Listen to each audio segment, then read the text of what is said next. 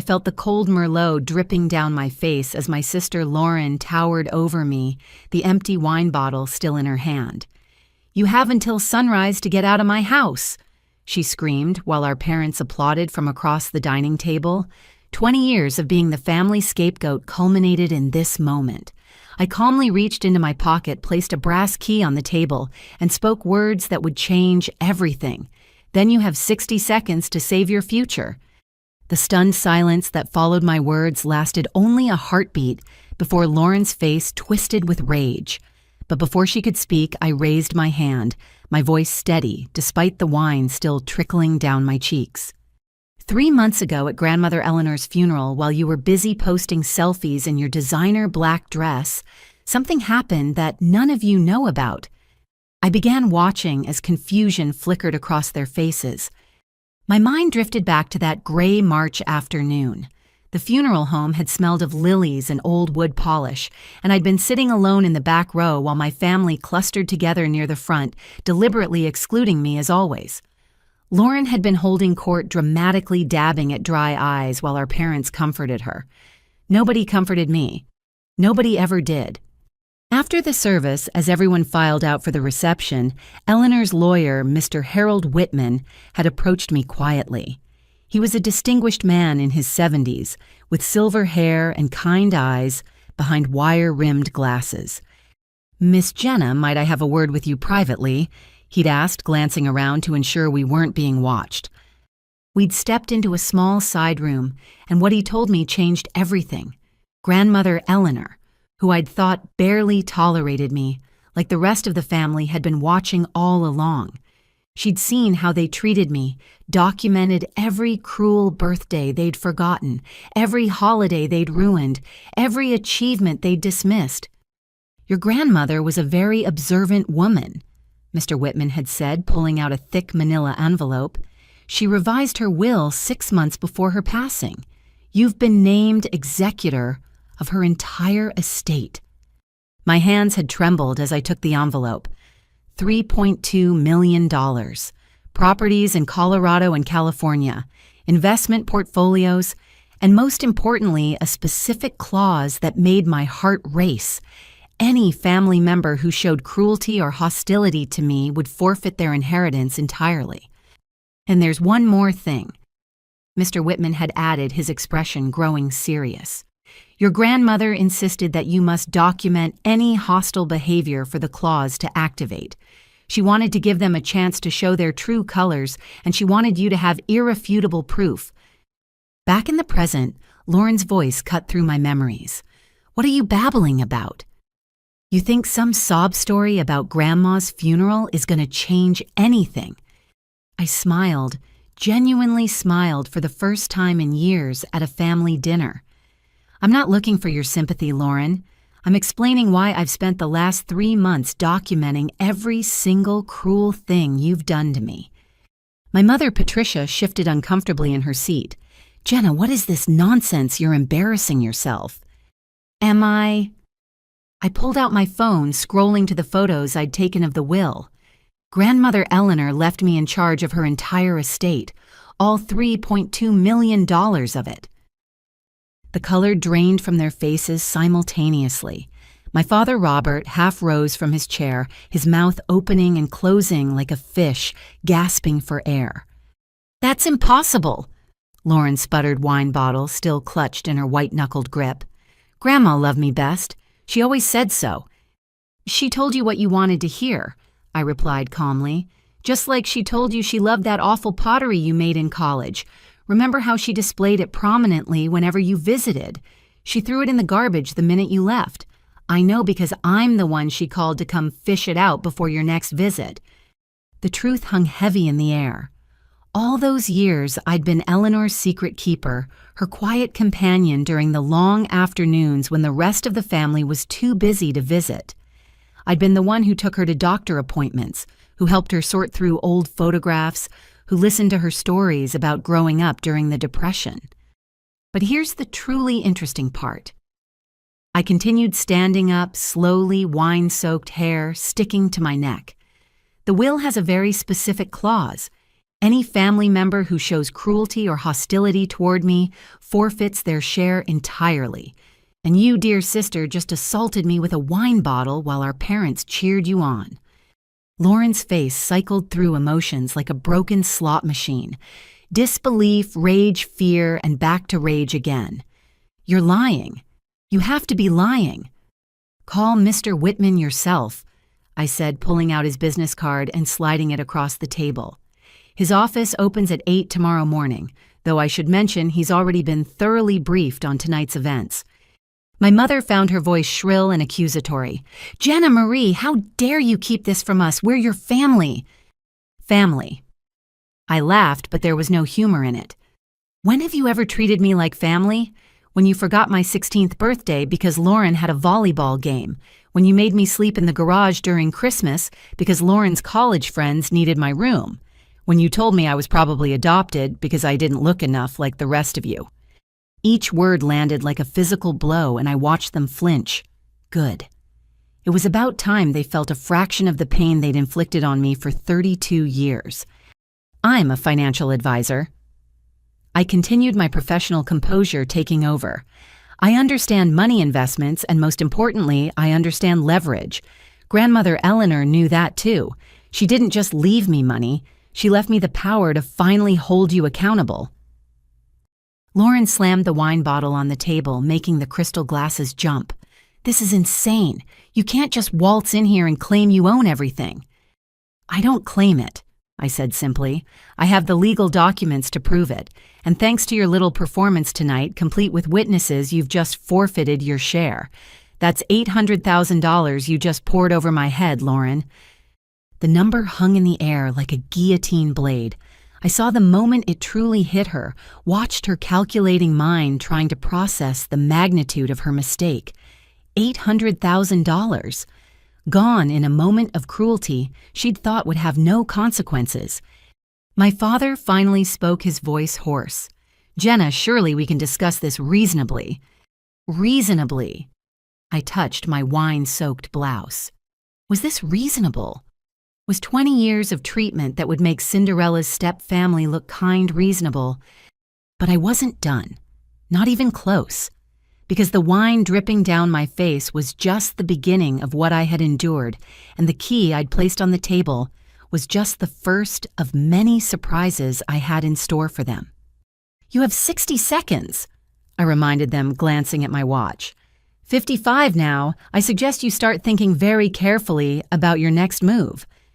The dining room felt smaller, suddenly charged with an electric tension that made the air hard to breathe. Lauren's hands shook as she reached for her phone, probably to call her boyfriend or her lawyer or anyone who might tell her this was all some horrible nightmare. But it wasn't a nightmare. It was justice served at exactly the right temperature, with a side of consequences they'd never seen coming. And I was just getting started. 40 seconds. I announced, watching Lauren's fingers fumble with her phone. Her perfectly manicured nails clicked against the screen as she tried to dial, but her hands were shaking too badly to manage it. "What does this key even mean?" my mother demanded, staring at the brass key I'd placed on the table as if it might bite her. I picked up a napkin, dabbing at the wine on my face with deliberate calm. "That key, that's the master key to this house, the house that, as of last month, belongs to me." The silence that followed was so complete I could hear the grandfather clock ticking in the hallway. Lauren's phone slipped from her fingers, clattering onto the hardwood floor. "What did you just say?" she whispered, her voice barely audible. "You heard me correctly," I said, pulling out a folder from my bag that I'd strategically placed by my chair before dinner. "This house, the one you've been lording over me in for the past 5 years, the one you inherited from Mom and Dad when they moved to Florida, the one you've been using as collateral for your lifestyle, it's mine now." My father's face turned an alarming shade of purple. "That's impossible. We gave Lauren this house free and clear." "You did," I agreed, spreading the documents on the table, careful to avoid the wine puddles. "But what Lauren didn't tell you is that she took out 3 mortgages on it. One in 2019 to fund her failed boutique, another in 2021 for her cryptocurrency venture, and a third just last year for her essential oils pyramid scheme. Lauren lunged across the table trying to grab the papers, but I pulled them back smoothly. Those were investments. Business opportunities. They were disasters, I corrected. And when you couldn't make the payments, the bank started foreclosure proceedings. Funny how you managed to hide all those notices from Mom and Dad during their visits. My mother's head swiveled between Lauren and me like she was watching a tennis match. Lauren, is this true? Lauren's silence was answer enough. I found out about the foreclosure 2 months ago. I continued, my voice steady and factual. Did you know that foreclosure notices are public record? As a financial advisor, I make it my business to check these things. Imagine my surprise when I saw this address listed. I pulled out another document, the deed transfer paperwork. So I formed an LLC, Silver Lining Properties, and purchased the house from the bank. Cash offer. They were delighted to avoid the hassle of a full foreclosure auction. You bought our house, my father's voice cracked. I bought Lauren's house, I corrected. The one she destroyed with debt. The same house she just ordered me to leave by sunrise. Rather ironic, wouldn't you say? Lauren found her voice again shrill and desperate. This is illegal. You can't just buy someone's house out from under them. Actually, I can, and I did. Everything was completely legal and above board. In fact, I've been more than generous. I've been letting you live here for the past month without paying rent while I documented your behavior. Every cruel word, every hostile action, all of it building my case for grandmother Eleanor's will provisions. I stood up, walking to the window that overlooked the backyard where we'd played as children. The swing set was still there, rusty now, a monument to a childhood where Lauren had always claimed the good swing while relegating me to the broken one. Do you want to know what really sealed my decision to buy this house? I asked, not turning around. It was Mrs. Patterson from next door. She told me about all the times she's seen you throwing my belongings onto the lawn when I've tried to visit, about how you've been telling the neighbors I'm mentally unstable and dangerous. Mrs. Patterson was 83 years old, sharp as a tack, and had lived next door since before we were born. She'd been like a surrogate grandmother to me, sneaking me cookies when my family forgot to feed me dinner as punishment for some imagined slight. That old bat needs to mind her own business, Lauren spat. That old bat has been keeping detailed notes about everything she's witnessed, I replied. She even has photos of you burning my college diploma in the backyard fire pit last 4th of July. Remember that you told everyone it was an accident, that you thought it was trash. I turned back to face them, taking in their stricken expressions. But here's where it gets really interesting. When I bought this house, I had it thoroughly inspected. Would you like to know what they found? Lauren's face had gone from red to white to an interesting shade of green. Apparently, you've been running an illegal Airbnb out of the basement apartment, I continued. The one that's not zoned for rental, doesn't have proper permits, and hasn't been reporting income to the IRS. You've made nearly $60,000 in the last 2 years, all undeclared. How do you know that? Lauren's voice was barely a whisper. Your guests left reviews, Lauren, online reviews with dates and payment amounts. It wasn't hard to piece together. I have spreadsheets if you'd like to see them. My mother stood up abruptly, her chair scraping against the floor. This is too much. Jenna, you're being vindictive. Vindictive? I laughed, a short, sharp sound. I'm being factual. Every single thing I've said can be verified with documentation, unlike the lies you've all been spreading about me. I reached into my folder again, pulling out an eviction notice. As the legal owner of this property, I'm within my rights to ask you to leave. However, I'm not as cruel as you've been. I'm giving you 30 days' notice as required by law. More than generous, considering you gave me until sunrise. You can't do this, Lauren screamed, finally finding her fury again. This is my home. Was, I corrected. It was your home, until you leveraged it into oblivion and lost it to the bank. I just happened to be the buyer. Think of it as keeping it in the family. My father stood up slowly, his legs unsteady. Jenna, we're your parents. Doesn't that mean anything to you? It means everything to me, I said quietly. which is why it's hurt so much all these years. Do you remember when I graduated summa cum laude from college? You didn't come because Lauren had a hair appointment she couldn't reschedule. When I got promoted to senior financial advisor at 28, the youngest in the company's history, you threw a party for Lauren's engagement to that man who left her at the altar. The memories flooded back, each one a small wound that had never quite healed. Every achievement I've ever had has been overshadowed by Lauren's failures, which you somehow always spun into my fault. Well, now I've achieved something you can't ignore or minimize. I own this house. 20 seconds, I said, glancing at my watch again. Though I suppose the countdown is rather moot now, isn't it? You can't exactly throw me out of my own house. Lauren made a strangled sound like a cat being stepped on.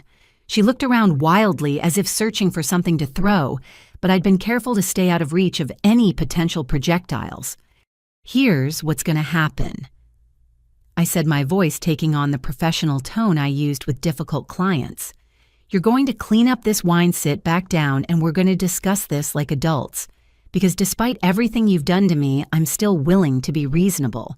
But that window is closing fast. My mother sank back into her chair, looking older than her 64 years. I don't understand how this happened. How did we get here? We got here, I said slowly, because for 32 years you've treated me like I was worth less than the dirt under your shoes. You got here because you never once stopped to think that maybe, just maybe, I was keeping score. The grandfather clock in the hall chimed 9 o'clock, its deep tones echoing through the house. That was no longer Lauren's sanctuary, but my statement of independence. Time's up, I announced. So what's it going to be? Are we going to handle this civilly, or do I need to call the sheriff's department to enforce the eviction notice?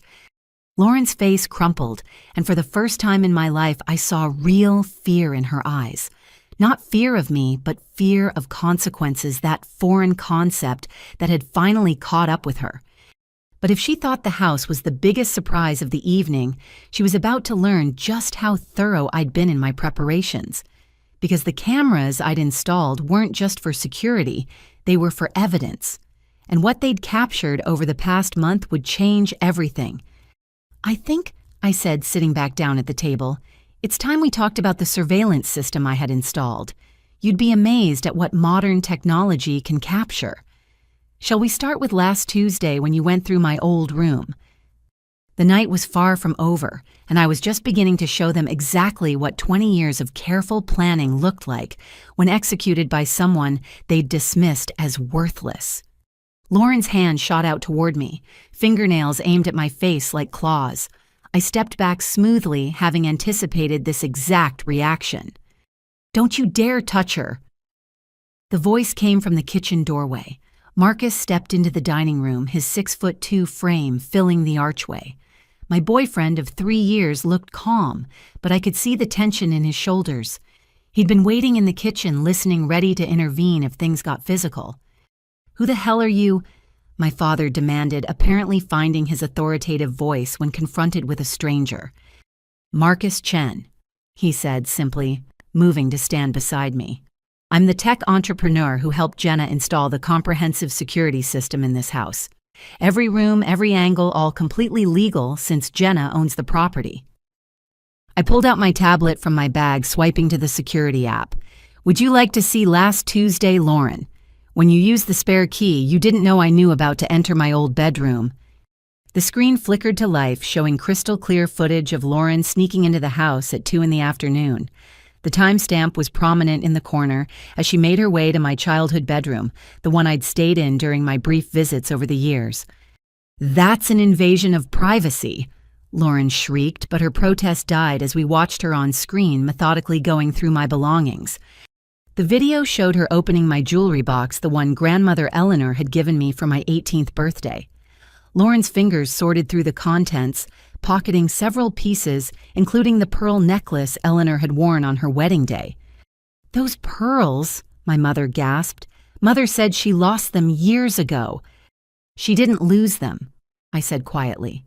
"She gave them to me the day before she died. Said she wanted someone who understood their value to have them, not someone who would just see dollar signs." We continued watching as Video Lauren moved to my closet, pulling out the designer dress I'd bought for my company's annual gala. She held it up to herself, then deliberately took scissors from my desk and cut a long gash down the back. "My God," Marcus muttered. "I've seen the footage before, but it still shocks me." "That was a $1,500 dress," I said conversationally. "I had to attend the gala in a borrowed outfit because someone destroyed mine out of spite." But Lauren wasn't done in the video. She moved to my desk where I'd left some work documents during my last visit. Her face lit up as she photographed them with her phone, page by page. "Those were confidential client files," I explained, "which you then tried to use to poach my clients, calling them and claiming I was about to be fired for misconduct. Fortunately, my clients trusted me enough to call me directly." My parents were staring at the screen in horror. This wasn't the daughter they'd coddled and protected all these years. This was someone capable of calculated cruelty. "There's more," Marcus said, switching to a different file. "This is from 3 weeks ago." The new footage showed my parents sitting in this very dining room with Lauren, their heads bent together conspiratorially. "We need at least $50,000, Lauren was saying in the recording. "If we can convince Jenna that Mom needs surgery, she'll wire the money immediately. She's always been soft about medical stuff." My mother's voice came through the speakers clear as day. "Tell her I need a kidney transplant. That should get us $100,000 at least. We can say the insurance won't cover it." "Brilliant," my father had agreed. "She won't even question it. Too guilty about being a bad daughter to verify anything." I paused the video, looking at my parents' stricken faces. "You were going to fake a kidney transplant to steal money from me." "It wasn't stealing," my mother protested weakly. "We were going to pay you back." "With what money?" I asked. "The inheritance you thought you were getting from grandmother Eleanor, the same inheritance you just watched Lauren forfeit by assaulting me." Marcus pulled up another file. "This one's my personal favorite. Last Sunday's brunch with the neighborhood." The video showed a backyard gathering, Lauren holding court with about 15 neighbors. Her voice carried clearly across the recording. "Poor Jenna's really gone off the deep end," Lauren was saying, shaking her head sadly. "We found her talking to herself in the garden at 3 a.m. last week. The doctors think it might be schizophrenia. We're looking into having her committed for her own safety." Mrs. Patterson's voice cut through. "That's funny because I saw Jenna leaving for her business trip to New York that morning. Her Uber picked her up at 4:30 a.m. for a 6 o'clock flight." Lauren's face in the video showed a flash of annoyance before smoothing back into fake concern. She must have snuck back. The delusions make her very cunning. "I have that entire business trip documented," I said, pulling out receipts and photos, "including the award I received for closing the biggest deal in company history. Definitely sounds like something someone with schizophrenia would do." "This is entrapment," Lauren shouted, spittle flying from her mouth. "This is documentation," Marcus corrected calmly. "Every single recording was made on property Jenna owns in common areas where there's no expectation of privacy. We consulted with 3 different attorneys to ensure everything was completely legal." I switched to another folder on the tablet. "But let's talk about what really matters. Your friends Lauren, the ones you've been borrowing money from using my name." The screen filled with text messages, screenshots Lauren had sent to various people. In them, she claimed to be messaging on my behalf, too embarrassed to ask for money directly. The amounts ranged from $500 to $5,000, all with promises that Jenna would pay them back with interest. $67,000, I said. "That's how much you've borrowed using my name and reputation, from people who trusted me because of my professional standing. Do you know how many confused calls I've gotten from your friends, wondering when I'm going to pay them back for loans I never took?" Before anyone could respond, the doorbell rang. Marcus checked his phone and smiled. Perfect timing. He went to answer it, returning with a tall woman in a crisp navy suit. She carried a briefcase and had the no-nonsense bearing of someone who dealt with legal matters for a living. "Good evening," she said, surveying the wine-stained scene with professional interest. "I'm Catherine Brennan from Brennan & Associates. I'm here to serve papers." She opened her briefcase with practiced efficiency, pulling out multiple manila envelopes. Lauren Mitchell, you're being served with lawsuits for defamation, fraud, identity theft, and destruction of property. Lauren's mouth opened and closed soundlessly as Catherine placed the envelope in front of her. Robert and Patricia Mitchell. Catherine continued placing envelopes in front of my parents. You're being served for conspiracy to commit fraud and defamation. This is insane, my father roared, pushing the envelope away. We're her parents. Which makes your conspiracy to defraud her particularly egregious, Catherine replied coolly. The recordings Mr. Chen provided show clear intent to deceive and steal from Miss Mitchell through false medical claims. Jenna, please. My mother pleaded, tears finally starting to flow. We're family. Family. I repeated the word bitter on my tongue. Tell me what kind of family plans to fake a terminal illness to steal money? What kind of family spreads rumors about mental illness to discredit someone? What kind of family celebrates when one member is literally drenched in wine and thrown out? The silence that followed was deafening. Marcus pulled up one final video on the tablet. Jenna didn't want to show you this one, but I think you need to see it. The footage was from 2 nights ago. I had been sitting alone in my apartment talking on the phone with my therapist, Dr. Rachel Martinez. The security camera in my living room had captured my side of the conversation. I just want them to love me. My voice came through the speakers thick with tears I rarely let anyone see. After everything, I still just want my family to love me. Is that pathetic? My therapist's voice was a muffled murmur through the phone, but my responses were clear. I know they won't change. But part of me keeps hoping that if I'm successful enough, kind enough, forgiving enough, they'll finally see me as worthy of love. In the present, my mother made a choked sound. Lauren stared at the screen, something unreadable flickering across her face. No, I won't back down from the plan. Video me continued. They need to face consequences. I just wish the consequences didn't have to come from me. I wish they could have just chosen to be kind. Marcus turned off the video. The dining room was silent except for the grandfather clock's relentless ticking. Every cruel word, every deliberate hurt, every planned deception. I said quietly, I have it all documented. 3 months of evidence that shows exactly who you really are. Not the facade you present to the world, but the truth. Catherine Brennan cleared her throat. The lawsuits seek both compensatory and punitive damages. Based on the evidence provided, we're confident in our case. However, Miss Mitchell has indicated she may be willing to discuss alternative resolutions depending on your response to what she has to share next. I stood up, walking to the window again. The moon was rising over the neighborhood I'd grown up in, casting silver light over the familiar yards and houses. Somewhere in this tableau of suburban normalcy, my family had built a fortress of lies and cruelty with me as their designated target. Before we continue, I said, without turning around, there's something else you need to know. The surveillance system wasn't just for gathering evidence of your cruelty. It also captured something much bigger. Something that explains why Grandmother Eleanor really left me in charge of her estate. I heard chairs scraping as they shifted uncomfortably. Good. It was time they learned that their treatment of me had been a symptom of something much darker, something that would shake the very foundation of our family. Lauren, I said, finally turning to face my sister.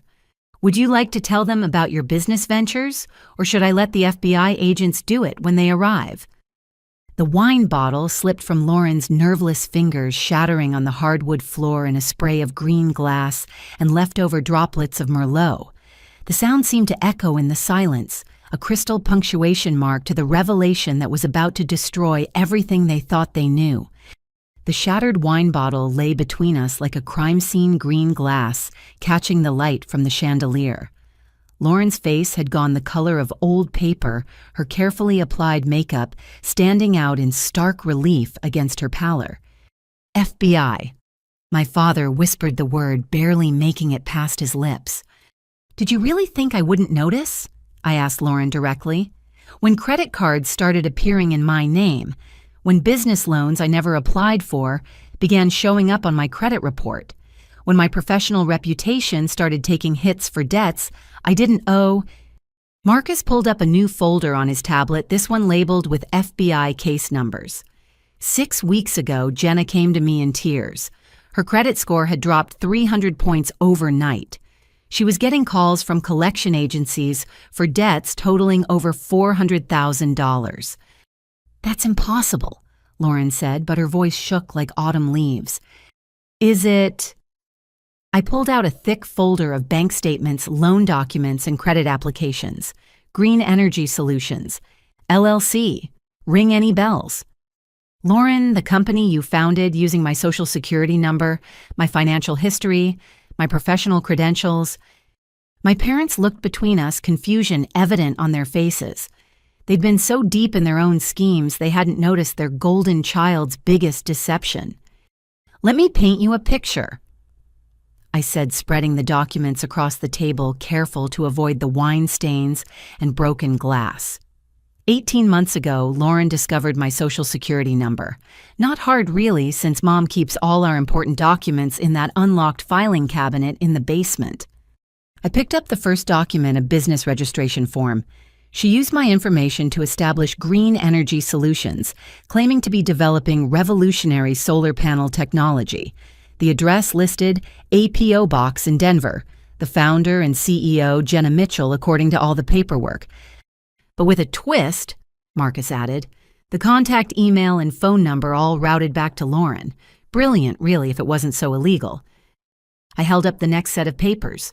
Then came the loans. First National Bank, $75,000.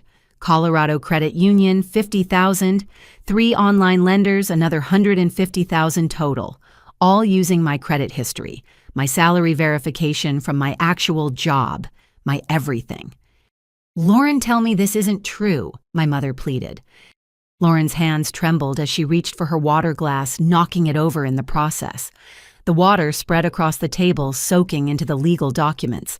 Somehow that seemed fitting. But the loans were just the beginning, I continued. Then came the investors. Tell me, Lauren, how much did you raise from those retired teachers in Fort Collins, the ones who thought they were investing in the future of clean energy? I was going to pay it all back, Lauren burst out. The business just needed more time to develop. What business? I laughed, but it was hollow. The empty warehouse you rented for exactly 1 photo shoot, the prototype you bought off Alibaba and spray painted, the fake engineers you hired from Craigslist to attend 1 investor meeting. Marcus connected his tablet to the dining room TV, and suddenly the screen filled with surveillance footage from the warehouse. We hired a private investigator once Jenna discovered the fraud. This is what he found. The video showed the warehouse Lauren had rented completely empty except for some cardboard boxes and that single spray-painted solar panel. The next clip showed her meeting with investors, confidently presenting falsified data and promising returns that would never come. $2.3 million, I said quietly. That's how much you stole from innocent people using my name. Retirees, teachers, small business owners who believed in sustainable energy and trusted the financial advisor whose credentials you forged. Agent Diana Chen from the FBI's White-Collar Crime Division has been building this case for 2 months. I explained, pulling out my phone to show them emails from the federal investigation. She specializes in identity theft and investment fraud. Would you like to guess what the federal sentencing guidelines are for wire fraud exceeding $2 million? My father's face had progressed from purple to an alarming gray. 20 years, he whispered. He would know. He'd worked in insurance long enough to understand federal crime. 20 to 30, actually, I corrected, depending on the judge's mood and the number of victims. Currently, we're at 43 individual investors, not counting the banks. But here's where it gets really interesting, Marcus said, pulling up another file. Lauren didn't work alone. She needed references right, professional people to vouch for the legitimacy of the business. The screen showed official reference letters complete with letterheads and signatures. 2 of them made my parents gasp. Recognize those signatures, I asked. Robert Mitchell, retired insurance executive vouching for his daughter, Jenna's business acumen. Patricia Mitchell, former school administrator, confirming she'd personally seen the revolutionary technology in action. We didn't know, my mother protested. Lauren said it was just to help with initial paperwork. Really? I pulled out copies of checks. Then why did you each receive $5,000 from Green Energy Solutions consulting fees, according to these records? The truth hung in the air like smoke from a fire that had been burning for months. My parents had been willing accomplices, either through greed or willful blindness. The FBI has been monitoring all of this, I continued. Every transaction, every forged document, every investor who lost their retirement savings. They've built what Agent Chen calls an airtight case. You set me up, Lauren accused, finding her voice again. You knew and you let me do it. I found out 6 weeks ago, I said firmly, and my first call was to the authorities not to warn you, because unlike you, I actually care about those 43 people who trusted my name and reputation. Do you know what it's like to get a call from an 80-year-old woman who invested her husband's life insurance payout because she believed in you? I pulled out a photo from my folder, sliding it across the wet table. It showed an elderly woman standing in front of a foreclosure sign. That's Mrs. Eleanor Hoffman. No relation to our grandmother, just an unfortunate coincidence with the name.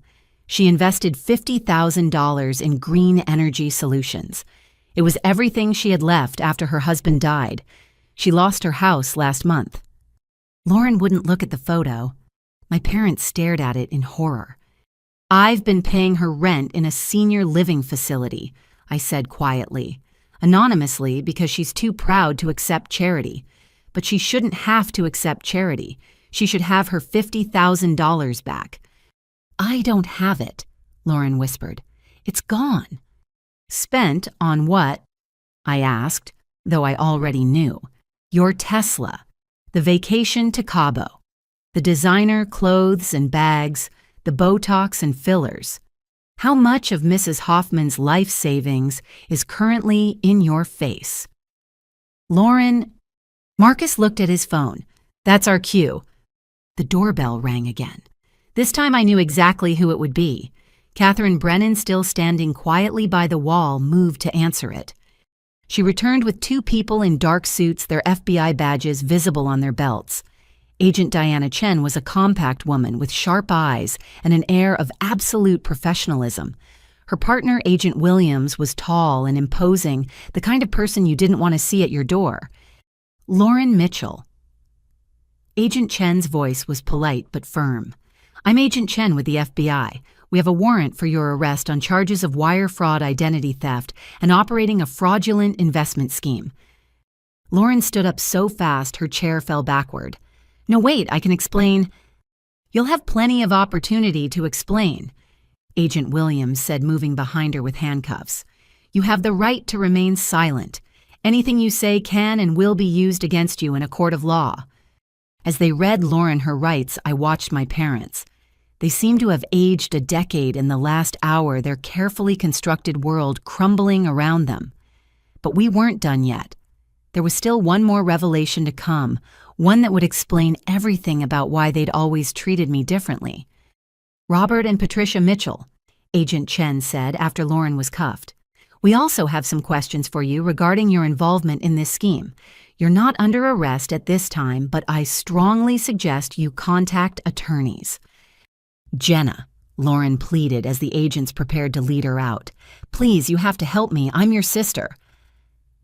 My sister, I repeated softly. The same sister who's been telling everyone I'm mentally unstable, who destroyed my belongings out of spite, who committed federal crimes using my identity. That sister. But I wasn't heartless. Despite everything, I felt a pang watching her in handcuffs. Lauren, I've already contacted a defense attorney for you. Bradley Morrison, one of the best in Denver. He'll meet you at the federal building. I've paid his retainer. Confusion flickered across her face. Why? Because unlike you, I don't abandon family, I said simply, even family that spent decades trying to destroy me. But his help comes with conditions. You'll make full restitution to every investor. You'll cooperate completely with the investigation. And you'll finally tell the truth about why you've hated me all these years." Lauren's face went even paler if that was possible. She knew exactly what truth I meant. "Take her," I told the agents. "But please let her know that despite everything, I want her to get help. Real help. This isn't just about punishment." As they led Lauren out, I heard her break down great heaving sobs that echoed through the house. For the first time in 20 years, they sounded genuine. Agent Chen turned back to me. "Miss Mitchell, thank you for your cooperation in this investigation. Your documentation has been invaluable. We'll be in touch about your testimony." "Of course," I replied. "Those investors deserve justice. And despite what she's done to me, I hope Lauren gets the help she needs along with her punishment." After the agents left, the house felt different. Emptier but also cleaner somehow, as if a poison had been drained from its walls. My parents sat in their chairs like broken dolls, staring at the space where their favorite daughter had been. The grandfather clock chimed 10, reminding us that this nightmare of a dinner had only been going on for 2 hours. It felt like a lifetime. "There's more," I said quietly. "Something that might help you understand why all of this happened. Why you've treated me differently all my life. Why Lauren's hatred ran so deep." My mother's head snapped up. "What are you talking about?" I pulled out the final folder, the one I'd been dreading and anticipating in equal measure. It's time we talked about Uncle Thomas, and about what really happened 33 years ago. The silence that followed was different from before. This wasn't shock or anger or fear. This was the silence of a secret that had been buried so deep they'd almost forgotten it was there. My mother's face went through a transformation I'd never seen before. It started with confusion, shifted to recognition, and settled into a mask of pure terror. Her hand reached for my father's, but he pulled away, his eyes fixed on me with an intensity that could have burned holes through steel. "How do you know about Thomas?" My mother whispered, her voice barely audible over the grandfather clock's ticking. I pulled out a manila envelope, my hands steady despite the earthquake of emotions inside me. "Uncle Thomas died 13 months ago. Did you know that?" "Of course you didn't. You cut him out of your lives so completely that no one even thought to notify you." "Good riddance," my father spat, but his voice shook. "Is that what you really think?" I asked, pulling out the first document. "Because Uncle Thomas never forgot about his family, especially not about his daughter." The words landed like a bomb in the already devastated dining room. My mother made a sound somewhere between a gasp and a sob, covering her mouth with both hands. "Don't," she pleaded. "Jenna, please don't." "Don't what?" I asked. "Don't talk about the man whose DNA runs through my veins. Don't mention that Robert Mitchell isn't my biological father. Don't bring up the secret that's poisoned this family for 32 years. I spread the documents on the table: DNA test results, Uncle Thomas's death certificate, and a letter in his handwriting that I'd read so many times I could recite it from memory. "He knew," I continued. "Uncle Thomas knew about me from the beginning. You told him, didn't you, Mom? When you found out you were pregnant, you told him the truth." My mother's tears were flowing freely now, but I felt no sympathy. She'd had 32 years to tell me the truth, 32 years to protect me from the fallout of her choices. "It was a mistake," she whispered. "One night, Robert and I were having problems and Thomas was there and 9 months later, I was born. I finished. The living reminder of your betrayal. The child who looked just a little too much like Uncle Thomas and not enough like Robert." My father stood up abruptly, his chair scraping against the floor. "I raised you, fed you, kept a roof over your head. That should have been enough." "Should it?" I pulled out photos from my childhood, laying them out like evidence in a court case. "Look at these, Robert. Really look at them. Every family photo I'm pushed to the edge or cut out entirely. Every birthday party I'm in the background while Lauren takes center stage. Every Christmas morning, the difference in presents was so obvious, even the camera couldn't hide it. Marcus moved closer to me, his presence a steady comfort. He'd been the first person I'd told after discovering the truth holding me while I sobbed for the childhood that finally made sense. Uncle Thomas tried to be part of my life, I continued. He sent birthday cards that you returned, Christmas gifts that you donated, letters you burned.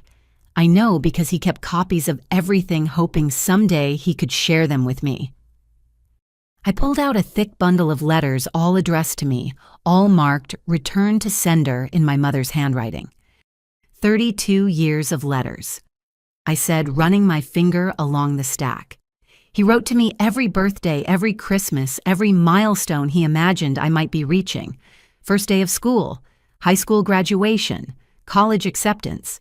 He celebrated every moment of my life from afar because you wouldn't let him near me.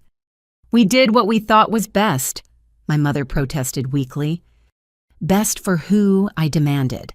For me, the child who grew up thinking she was fundamentally unlovable. For Lauren, who learned that cruelty would always be rewarded.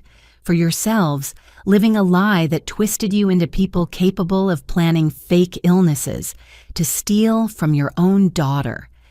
I pulled out the most important document, the one that had started this entire chain of events. Uncle Thomas's will.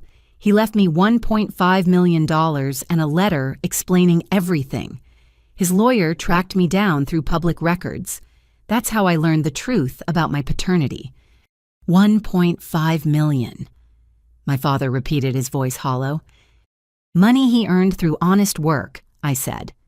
He was a pediatric surgeon, spent his life saving children because he couldn't be there for his own. The irony isn't lost on me. I picked up Uncle Thomas's letter, the one I'd memorized but still needed to see. Would you like me to read what he wrote? Or should I skip to the part where he talks about Lauren? My mother's head snapped up. What about Lauren? Oh, you didn't know. I pulled out another document. Lauren's known since she was 18. You told her mom. During one of your wine-fueled crying sessions.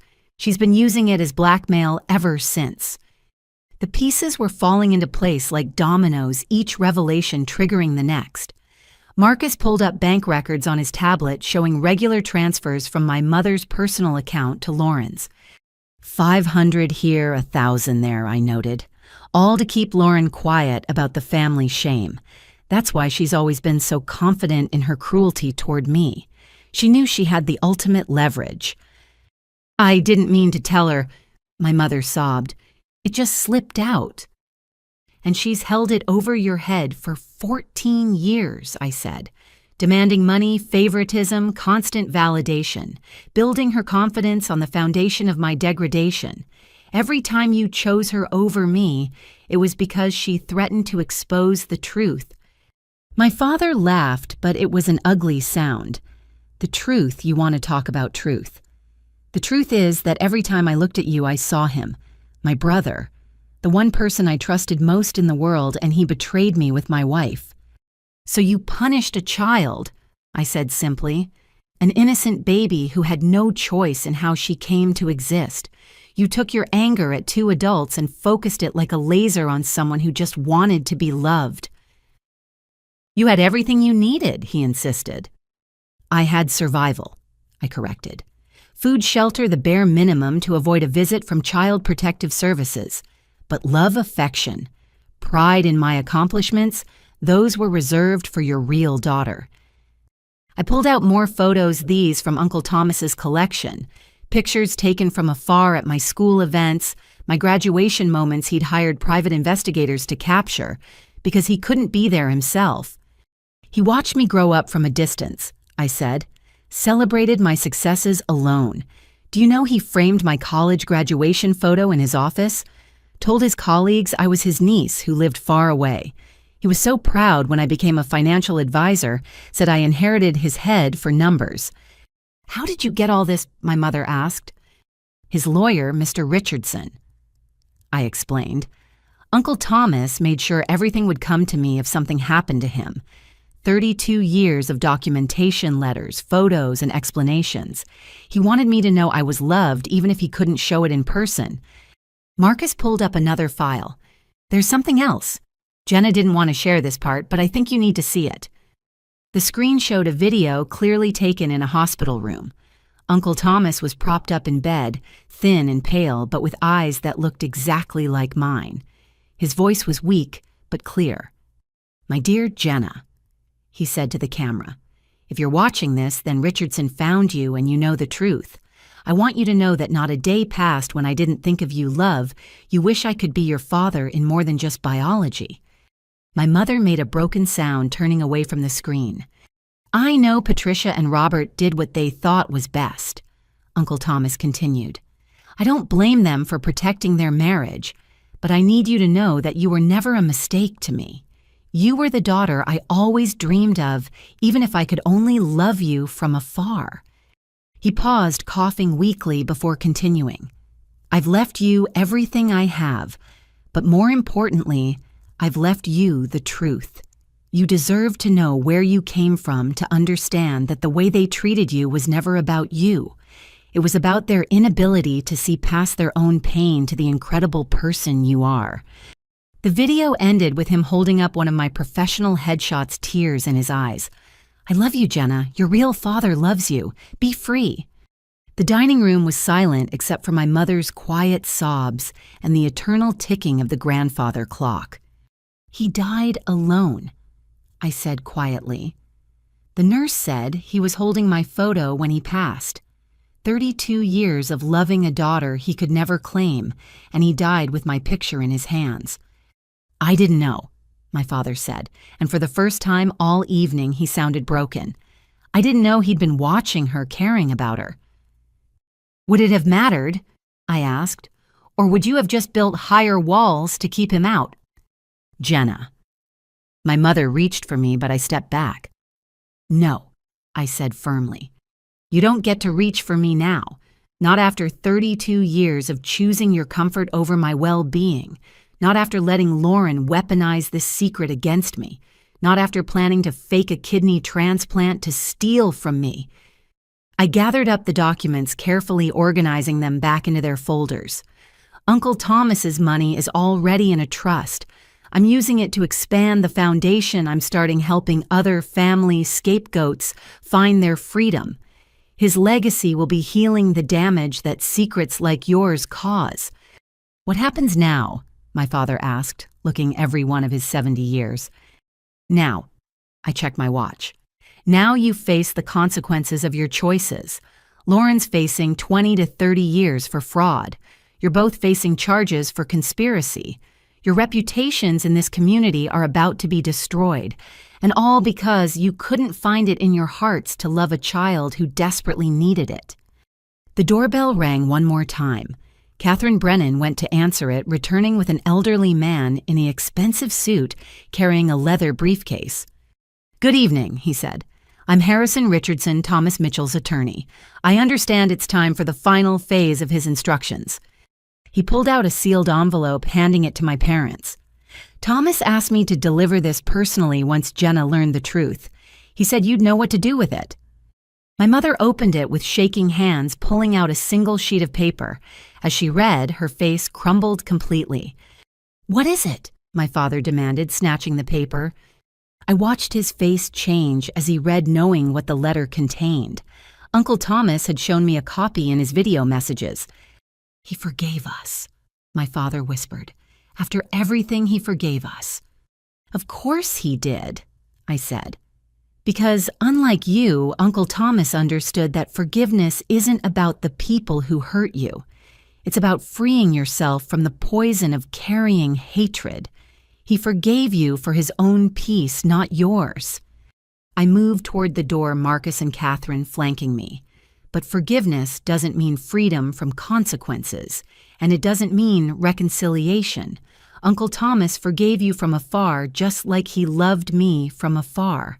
Some distances are necessary for survival. "Jenna, wait," my mother called out. "What can we do? How can we fix this?" I turned back, looking at the two people who had raised me but never truly parented me. You start by facing the truth, all of it. The FBI charges, the lawsuits, the community judgment. You own what you've done without excuses or justifications. You get therapy, real therapy, to understand why you were capable of treating a child the way you treated me." And then my father asked, "And then you live with it," I said simply. "The way I've lived with your rejection all these years. The way Uncle Thomas lived with loving a daughter he couldn't claim. Sometimes the consequences of our choices follow us forever. It's what we do with those consequences that defines who we become." I walked back to the table one last time, picking up the brass key I'd placed there at the beginning of this nightmare evening. This house has 30 days of memories for me. 30 days of documenting cruelty, gathering evidence, preparing for tonight. After you move out, I'm going to transform it completely. Make it somewhere healing can happen instead of hurt. "You're really going to make us leave?" my mother asked. "I'm really going to hold you accountable," I corrected.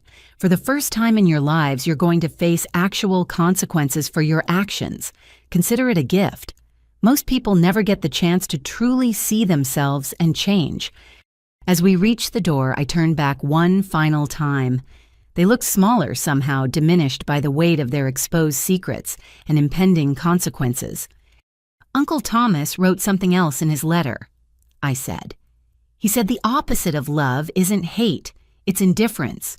For 32 years, you've made me believe I was hated. Tonight I learned it was worse. I was simply inconvenient, a living reminder of a mistake you couldn't erase." I took a deep breath, feeling lighter with each word. But I'm not a mistake. I'm a successful woman who built herself from nothing. I'm someone who chooses kindness even when surrounded by cruelty. I'm Uncle Thomas's daughter, and I'm finally proud of that. The last thing I saw before leaving was my father holding Uncle Thomas's forgiveness letter, tears streaming down his face as he finally understood the magnitude of what they'd all lost to their secrets and lies. Standing in the doorway of my childhood home, I watched my parents crumble under the weight of 32 years of deception. But I wasn't done. The evidence I'd gathered painted a picture far darker than even tonight's revelations had shown. "Before I leave," I said, turning back to face them, "there's one more matter we need to discuss: your taxes." My father's tear-stained face went rigid. "What about our taxes?" I smiled, but it held no warmth. "Did you really think I wouldn't look into everything once I became executor of Grandmother Eleanor's estate? Her accountant had some very interesting questions about discrepancies going back 15 years. Marcus pulled up another set of files on his tablet, connecting it once more to the dining room TV. Spreadsheets filled the screen row after row of numbers highlighted in damning red. Let's start with 2010. I began walking back into the room. The year you claimed massive losses from a home-based business that never existed. $60,000 in deductions for a consulting firm that had no clients, no income, and no actual operations. "That was legitimate," my father protested, but his voice cracked. "Was it?" I pulled out IRS forms, laying them on the table. "Because I have here your signature on documents claiming business meetings in Hawaii, Switzerland, and Japan. Funny how those align exactly with your vacation photos from those same years." My mother sank deeper into her chair. "Robert handled all of that. With your signature on joint returns," I pointed out, "making you equally liable for fraud. But it gets better. 2015 through 2020, you claimed rental losses on the Florida condo, the same condo you've been living in full-time since moving there." The evidence kept mounting. Charitable deductions for donations never made medical expenses that were actually cosmetic procedures. Lauren's college tuition claimed as business training expenses. Year after year of systematic fraud that would make even seasoned criminals impressed. $437,000, I announced. "That's the total amount you've stolen from taxpayers over 15 years, not including interest and penalties, of course." "You're going to turn us in to the IRS," my mother whispered. I said, pulling out a thumb drive. "Everything's right here, documented, organized, and ready for submission. The statute of limitations for tax fraud is 6 years, but willful fraud that has no limits. You could be looking at massive fines and serious prison time. Catherine Brennan stepped forward. Based on my experience with federal tax cases, you're looking at minimum 5 years each, possibly more, given the systematic nature and extended time frame of the fraud. But I'm not without mercy. I continued placing the thumb drive on the table between us. Unlike you, I don't take pleasure in destroying family members, so I'm offering you a choice. They looked at me with desperate hope, the same look I'd had so many times as a child hoping for scraps of affection. Option 1, I said, holding up a finger. I turn over all evidence to the IRS, FBI, and state authorities. You face the full weight of criminal prosecution, prison time, financial ruin, and public humiliation that will follow you for the rest of your lives. What's option 2? My father asked quickly. I pulled out a stack of legal documents Catherine had prepared. Complete confession and restitution.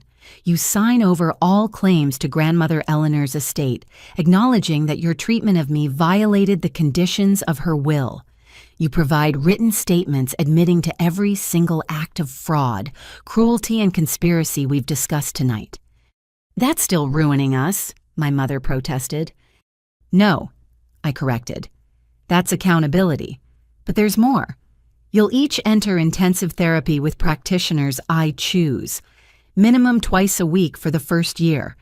You'll participate in family counseling sessions when your individual therapists determine you're ready.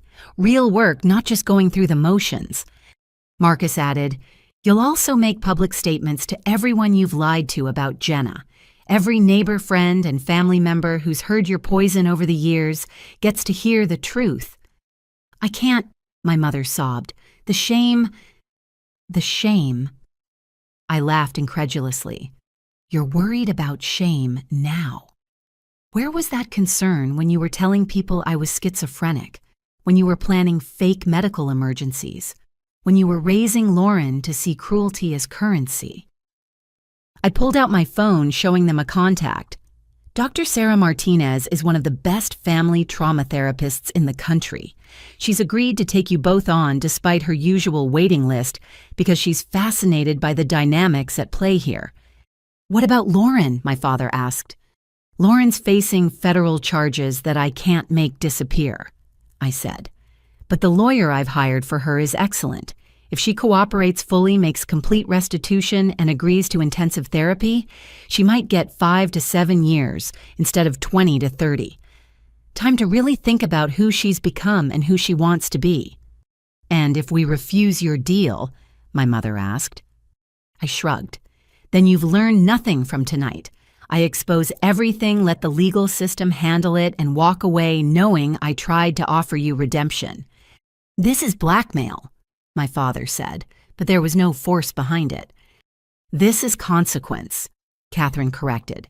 Your daughter is offering you a path to rehabilitation instead of pure punishment. I'd strongly advise you to consider it. The grandfather clock chimed 11, its deep tones, seeming to count down their time to decide.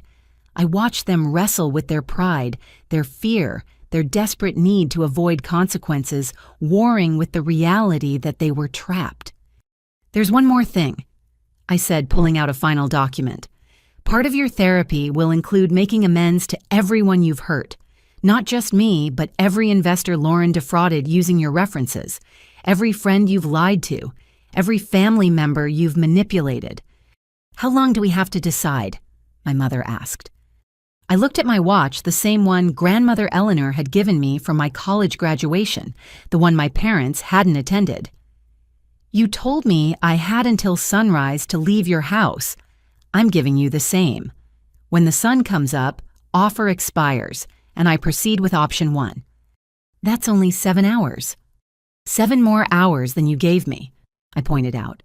7 hours to decide if you want to finally become people worthy of forgiveness or if you want to continue down the path that led you here.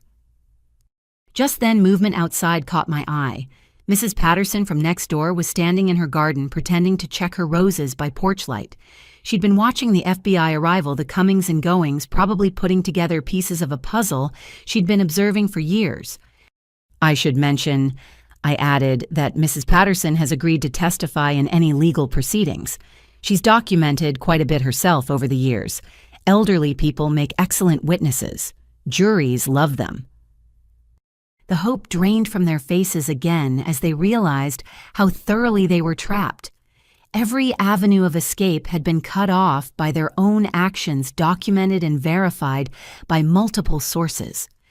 "You planned all of this," my father said, a note of unwilling admiration creeping into his voice. "Every single detail." "I learned from the best," I replied. "Years of watching you all scheme and manipulate taught me the importance of thorough preparation.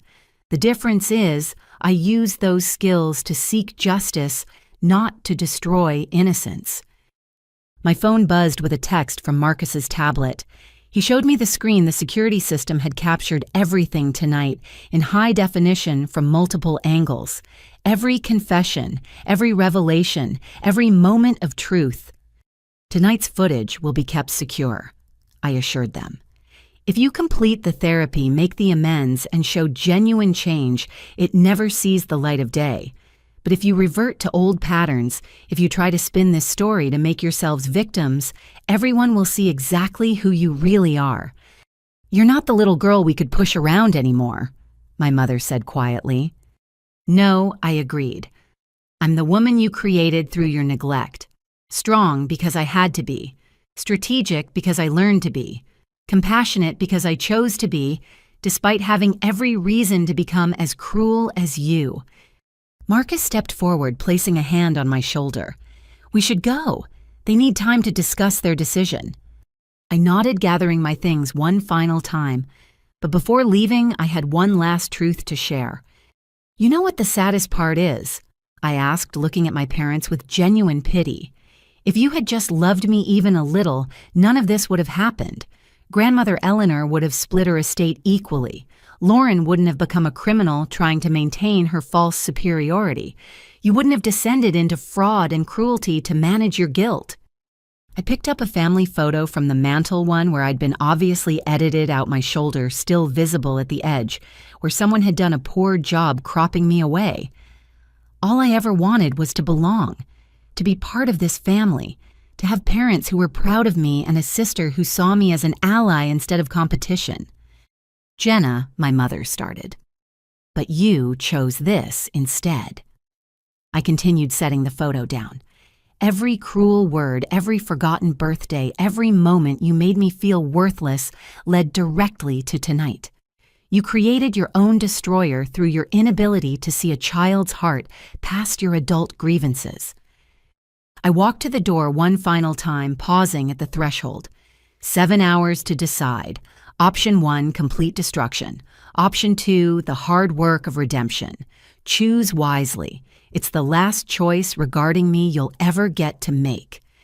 As we stepped onto the porch, Mrs. Patterson called out from her garden, "Jenna, dear, are you all right?" I smiled at her genuine warmth, filling my chest. "I'm better than all right, Mrs. Patterson.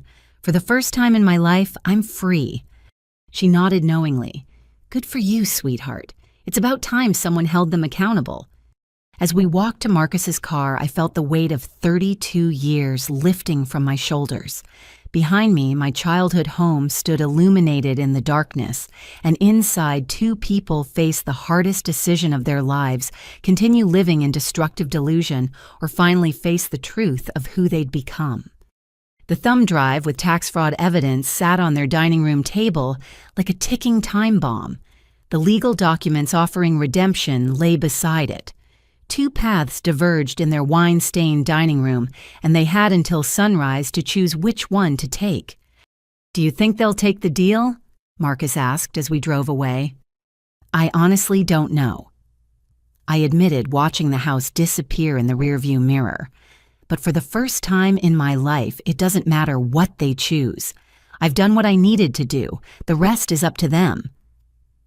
The night air was cool and clean, carrying the scent of Mrs. Patterson's roses and the promise of new beginnings. Somewhere in Federal Holding, Lauren was meeting with the lawyer I'd hired. Somewhere in my parents' dining room, two people were discovering that the foundations of their carefully constructed lives were nothing but sand. And somewhere in my chest, where a hurt child had lived for 32 years, a grown woman was finally learning what it felt like to stand up straight, speak her truth, and demand nothing less than justice, served with a side of mercy they'd never shown her. 7 hours until sunrise, 7 hours for them to decide if they wanted to finally become the parents I'd deserved all along, or remain the strangers they'd always chosen to be. The choice finally was theirs to make. 6 months later, I stood in the transformed dining room where my life had changed forever. The wine-stained hardwood had been replaced with warm bamboo flooring. The crystal chandelier that had witnessed so much pain now cast gentle light over a space designed for healing. Through the windows, I could see the garden where Mrs. Patterson and I had planted a memorial rose bush for Uncle Thomas. "The last family just moved in yesterday," Marcus said, wrapping his arms around me from behind. "Single mom with 2 kids escaped from a situation not unlike yours, but with physical violence added to the emotional abuse." I leaned back against him, surveying what this house had become. The Jenna Mitchell House for Family Scapegoat Survivors now provided transitional housing for up to 3 families at a time, offering not just shelter, but therapy, legal aid, and job training. "Any word from the federal correctional facility?" I asked. "Lauren's thriving in the rehabilitation program," Marcus replied, pulling up the latest report on his phone.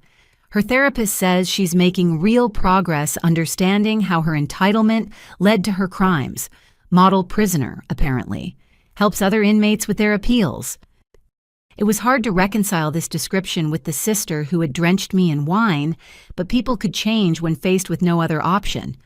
Lauren's sentence had been reduced to 7 years, with good behavior, thanks to her complete cooperation and the restitution plan we'd worked out. "She's paid back 40% of what she stole," I noted, checking my own files. "The art authentication business she's running from prison is actually legitimate and profitable. Who knew she had real skills when she couldn't rely on fraud?" My phone buzzed with a text. "They're here." I smoothed down my dress the same style as the one Lauren had destroyed, but in a deeper blue. This wasn't about revenge anymore. It was about closure and possibility. The doorbell rang and Mrs. Patterson answered it. She'd become our unofficial house grandmother, offering cookies and wisdom to families who'd never known unconditional kindness from an elder. My parents entered hesitantly, looking like strangers in the home where they'd once held court. 6 months of intensive therapy had changed them.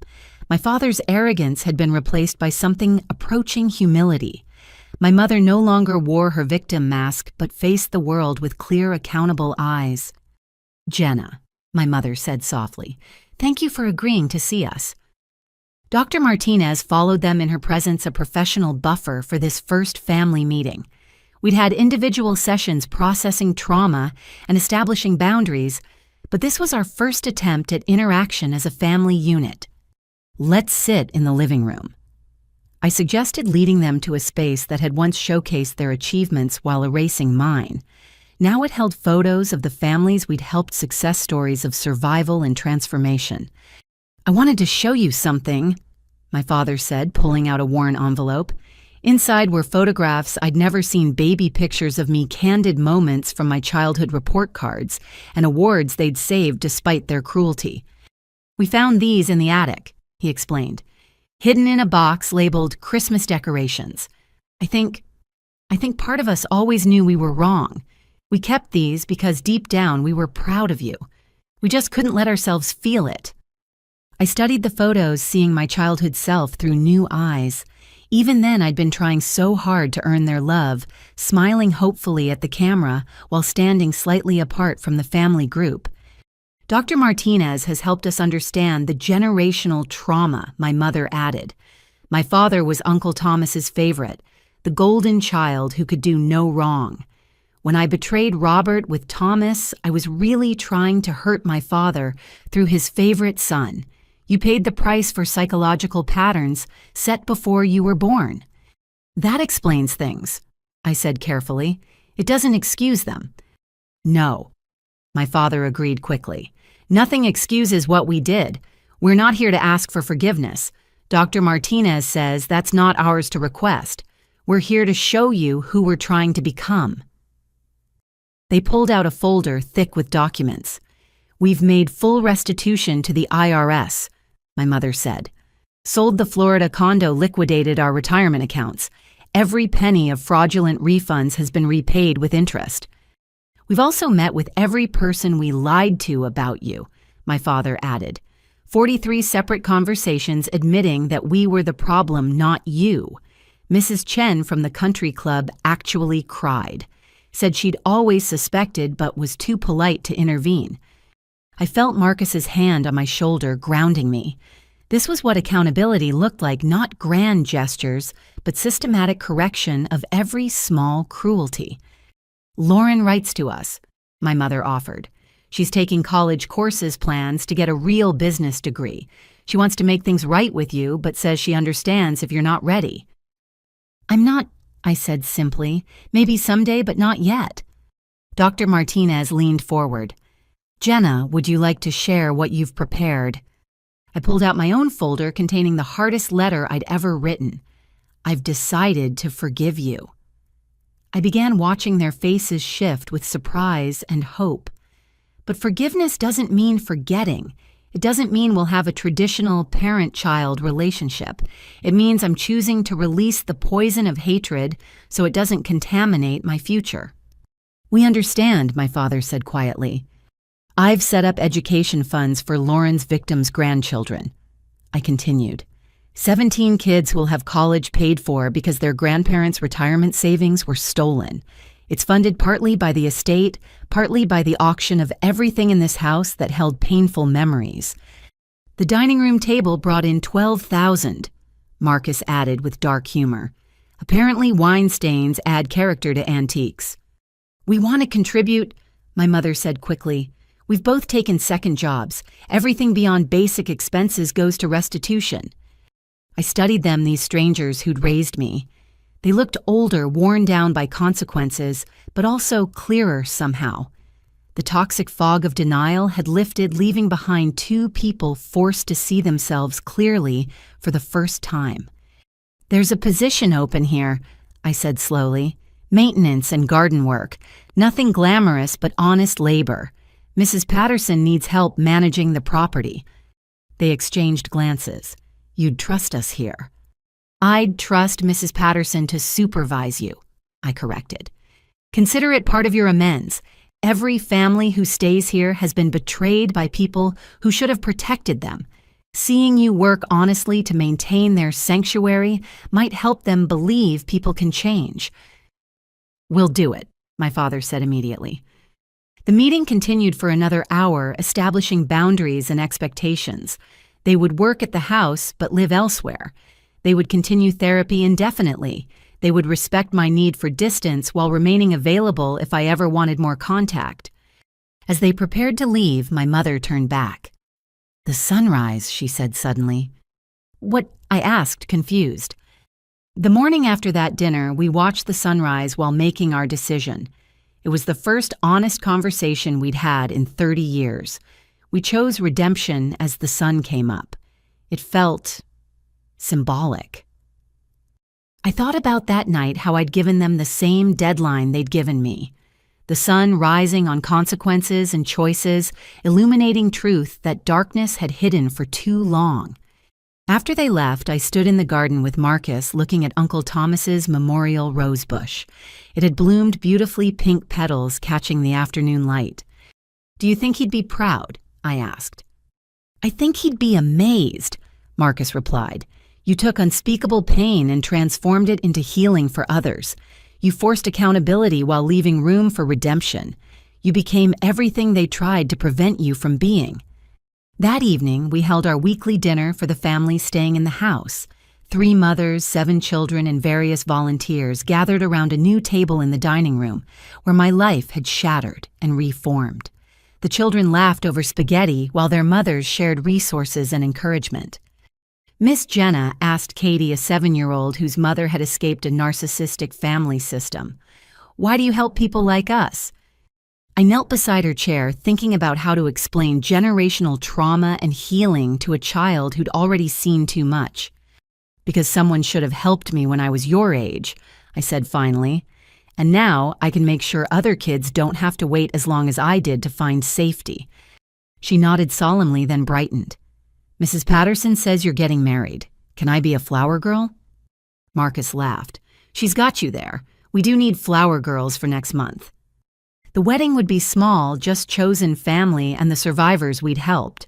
Lauren had sent a letter saying she understood why she couldn't attend, but wished us well. She was cross-stitching a wedding sampler in her prison art class, apparently.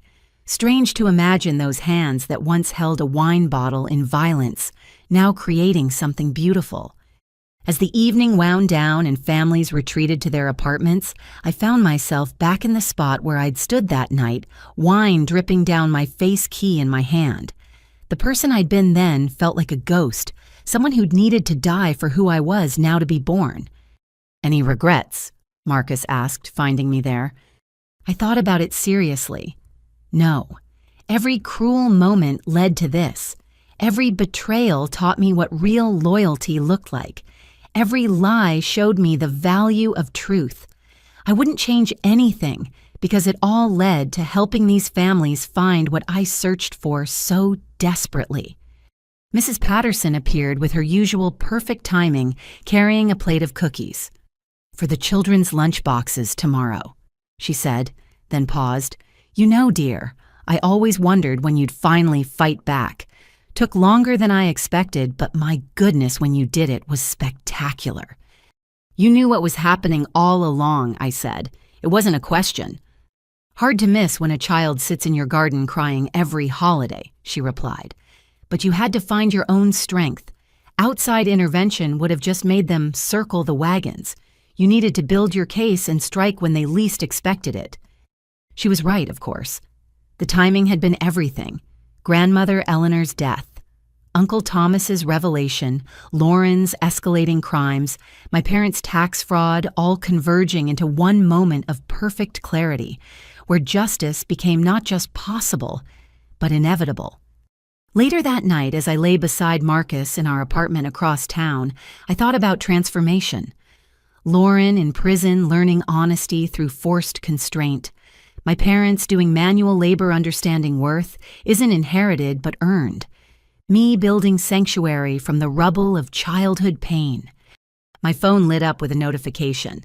Another family had applied for housing, another story of scapegoating and survival. Tomorrow I'd review their case offer hope where there had been none. But tonight I simply existed in the peace I'd fought so hard to achieve. No wine bottles thrown in anger, no keys dropped in defiance, just the quiet breathing of the man I loved and the knowledge that I'd transformed my deepest wound into my greatest purpose. The sunrise would come again tomorrow as it had every day since that fateful dinner, but now it illuminated not just consequences and hard choices, but possibility. The possibility that broken families could heal, that cruel people could choose kindness, that a girl once drenched in wine could rise up and create sanctuary for others drowning in their family's dysfunction. Uncle Thomas had been right in his final message: be free. Freedom wasn't just escape from cruelty, but the choice to transform pain into purpose. And in that transformation, I'd found something my family had never been able to give me: unconditional love for the person I'd chosen to become. The Jenna Mitchell House for Family Scapegoat Survivors would help 23 families in its first year. Each one would arrive broken and leave stronger. Each would teach me something new about resilience, and each would prove that sometimes the best revenge isn't destruction, but creation, building something beautiful where ugliness once reigned. As sleep finally took me, I whispered a thank you to the universe that had led me through fire to forge this new life. Tomorrow would bring new challenges, new families to help, new ways to heal. But tonight I was simply grateful for the journey that had brought me home to myself. The wine had washed away more than just my naivety that night. It had christened me into a new existence, one where I was no longer defined by others' cruelty, but by my own capacity to transform pain into purpose. And that transformation would ripple outward, touching lives I'd never meet, healing wounds I'd never see all. Because one night I decided that enough was finally, truly, completely enough. To those of you listening who recognize yourself in my story, who've been the family scapegoat, the unwanted child, the bearer of others' projections and pain, I want you to know your story doesn't end with their cruelty. It begins when you decide to write your own ending.